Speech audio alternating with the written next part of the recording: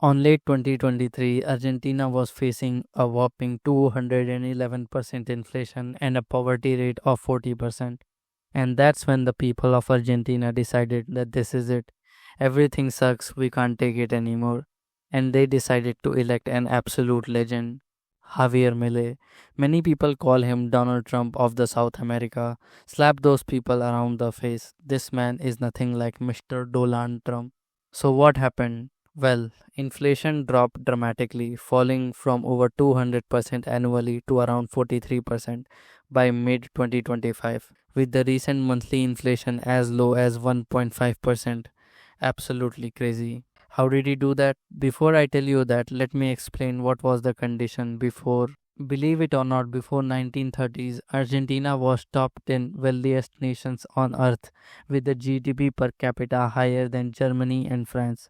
So what went wrong? Well, long story short, they decided to flirt with socialism. You know the usual stuff: social welfare, labor rights, tariff protections, coupled with massive spending and printing money. Combine this with an unstable government, and you have got yourself a perfect recipe for bringing a great nation to its knees. Javier Milei entered the government with a chainsaw, literally, and decided to eliminate government agencies left and right.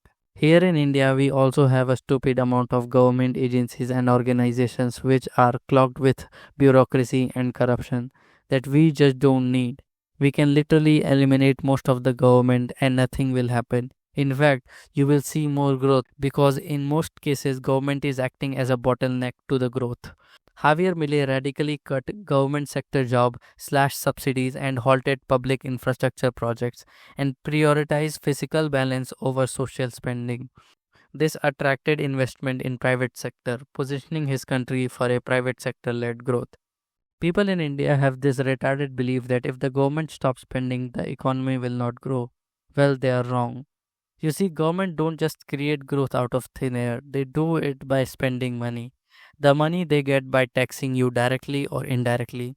If they stop spending, you would have more money in private hands, which will be spent in more effective area of the economy, which will actually see real growth. You can make, break, and remake the same route 10 times over and over again and show it as a growth on paper. But that's not what growth is it? I am looking at you, Bihar. And you know what is amazing? The thing that absolutely blows my mind is the people that are going to lose their jobs and their livelihood in Argentina actually supported Javier Milei. Why? Because they know this is just a temporary suffering before insane prosperity. Unfortunately, I don't believe that anybody can bring such radical reforms to India. Look at the farm laws. It was a step in the right direction from the government, but because of political pressure, the government has to take it back. You see, in Argentina, things got so horrendous after 100 years of socialism that people there wanted radical reform.